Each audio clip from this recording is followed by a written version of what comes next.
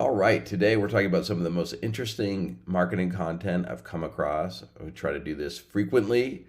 Um, and so let's jump in here. All right, first up is the Marketing Measurement Newsletter, the most recent marketing measurement newsletter from Dale W. Harrison. And he's got some good stuff in here. Dale always takes an interesting approach, incorporates data, has a different perspective. And so and this one specifically related to retargeting campaigns, which Dale is not a big fan of. And he highlights some good reasons for that.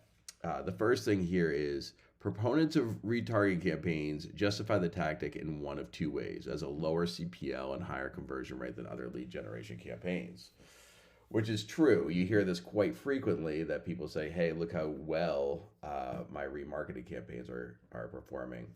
And he gets into a little more detail about why this is wrong. But one other thing I just want to highlight is another factor in this is something I raised when it related to branded paid search, which is with remarketing campaigns, if you start looking at return on ad spend, it's ignoring all the cost that you invested to get people to interested in your website, to get them to your website. So when you're looking at remarketing campaigns, you can't just account for the revenue. You also have to think about what cost you input into them and look at that ROAS. So yes, they have lower CPL and higher conversion rate than other lead gen campaigns. And there's a selection bias here, which Dale gets into. But it's also, I see often, look how strong our ROAS is. And it has a similar issue with you're spending a lot on your brand, you're spending a lot to get people to your website initially, and that's all ignored in that ROAS calculation. And so he's highlighting that this first justification represents a fundamental failure to understand the distinction between correlation and causality. If you don't know the difference, you haven't been reading enough statistics. But basically, correlation could be two sets of data moved together, but it's not one causing the other one to move that way. And that is a frequent issue with statistics, is that people see two sets of data moving in a similar direction and say one must be causing the other, but that is not necessarily true and often is not true. Causality is one is causing the other to move that way. And so he's saying that these things, the lower CPL, higher conversion rate, is mistaking correlation between causality. But this is probably the most important point with this, which is audience selection distorts outcomes. And so this is a selection bias. And an example of this is that, say you ask people on LinkedIn what their preferred social media channel is, and they would probably say LinkedIn. But if you presented that data as the general population, you've eliminated all those people who aren't using LinkedIn. So they're going to be more prone to LinkedIn. So that's selection bias. And that's what's happening here. You're comparing a data set of people who are already familiar with you. You're comparing people who've been to your website before against the general population, saying, whoa, look how much better they're performing. And so cost per lead, conversion rates are not a good way of measuring the overall performance. And his point is that you really need to look at what sort of incremental revenue it's driving. And the only way to really do that is to set up testing where you have a holdout group that is not exposed to your remarketing and seeing how that performs. So if you had two groups of a similar audience, one where you did not give remarketing and one where you did, and everything else is the same about them, and see how those perform. And his point is that no one's really providing good data on that, and it's a great point. Like there's not very much data in terms of showing that remarketing actually works beyond the fact that it has a lower cost per lead or has a higher ROAS, which, as he talked about before, is not a good way to measure whether remarketing works or not. So if you have the data out there on remarketing, to the good or to the bad, please share it. Marketers just have to get better at sharing data. The next thing I want to talk about is this B2B tool, revenue leaders tool purchases survey that Wynter did. And I got alerted to this by David Dulany, who's CEO of Tenbound. And they have some interesting insights. You have to think about whether it has impact on your business, but any sort of data that we have, as long as they're showing where the data came from, can be meaningful and at least something to consider. So, in this survey of 100 B2B revenue leaders making tool purchases, they said, how many alternatives were you seriously looking at? The average answer was three. So, which makes sense to me. I think three is a good number. If you go out and consider 7 to 8, but three is the majority, and even those who actually start out with a larger population will narrow it down to three that they seriously consider.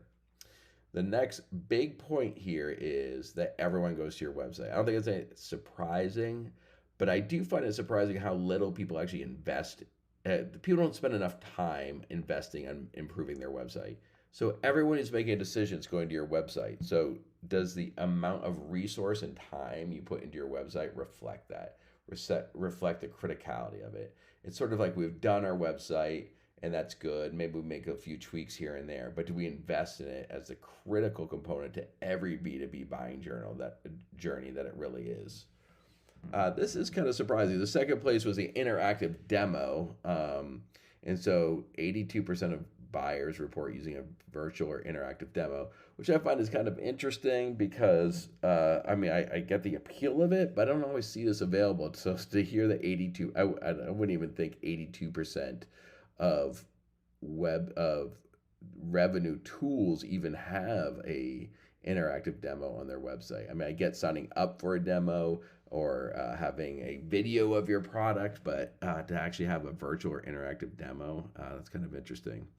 And then it says 80% read third-party reviews, which I do agree is a critical component that's often overlooked.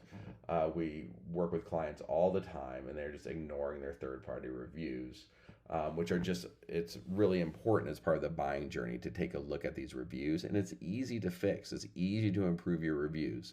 So to ignore that, especially in the face of data like this, where 80% read third-party reviews, you just got to address that. Go out there.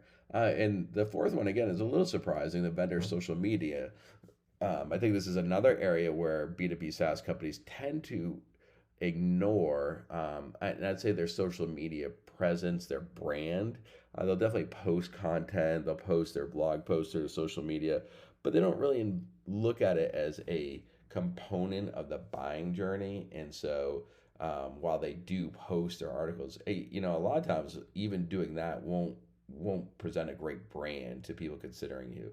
You got to really think about your strategy around social media. So anyway, this Wynter report is really interesting. I'll go into more detail about this in a future episode, but just wanted to highlight some of these points. The next article is from Alina Vandenbergy. Sorry, Alina, if I mispronounced your name. And she has an interesting post here. She's a co-founder and CEO of Chili Piper. And she says everyone wants to get their CEO to post more on LinkedIn for brand awareness. And she raises some really good points. You see a lot of CEOs out there now posting, but she raises some reasons not to do this. And one of them is, do they have a unique point of view for your interview?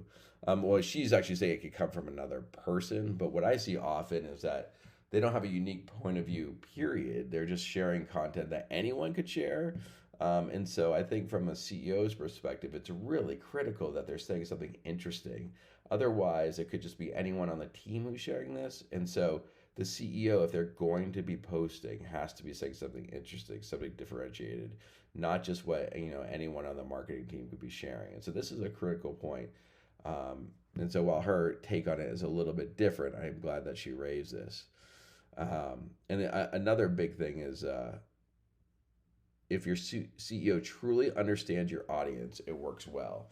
And this is an important point too, because what we find a lot is the CEO really thinks they understand the audience, but they just do it from their conversation, helping with sales, leading sales, which is important, obviously, but they don't really understand the complete audience. They can often form preconceived notion based on their experiences or based just on their passion and knowledge of the product. And so because they have that passion and knowledge and their experiences dealing with executives on the sales team, their actual knowledge of the audience can be not that they can't develop it, but they can definitely develop preconceived notions or a little bit uninformed notions of who the audience is, and so their communication can be less effective. So that's some really good points. I do think she shares a picture here of some of the CEOs that inspire her on social media, and you can see a lot of these guys on LinkedIn, and I do really think a lot of these guys have a unique perspective. So I really want to highlight that in terms of having the CEO develop content. All right, that's it for today. I hope you enjoyed those articles. I hope you found them informative. I look forward to seeing you tomorrow. Make sure that you add any comments or feedback that you have with regard to these. I'd love to hear your insights, any thoughts you have on the articles themselves or the video. My comments. Yeah, just love to hear from you. Thanks.